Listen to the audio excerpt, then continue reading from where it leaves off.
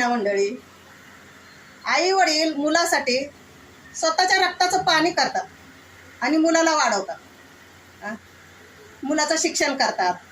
मग विचार करा, जर आई वडिलांनी तोच पैसा जर सांभाळून ठेवला तर त्यांच्या आयुष्याला पुरेल का नाही? पण ते आई वडील विचार करतात का? आणि मुलावर खर्च करतात त्यांच्या शिक्षणासाठी, त्यांना स्वतःच्या पायावर उभं करायसाठी.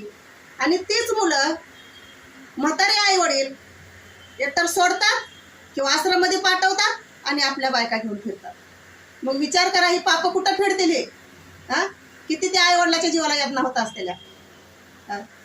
स्वतःच्या रक्ताचं पाणी करून वाढवलेला मुलगा जर आपल्याला बघत नाही, म्हातारपणी बेसहारा सोडतो, मग हा तरी काय सुखी राहील का?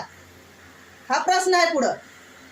पण त्या मुलांना समजत नाही. पण जेव्हा ती म्हातारी होतील ना आणि त्यांची मुलं त्यांना तसं करतील, तेव्हा त्यांना कळल, तेव्हा त्यांना त्यांच्या आईवडिलाची आठवण येईल की खरंच आपण आपल्या आईवडिलाला तसं केलं म्हणून आपल्याला हे दिवस बघायला लागले. आणि असं होणार आहे, हे लक्षात ठेवा.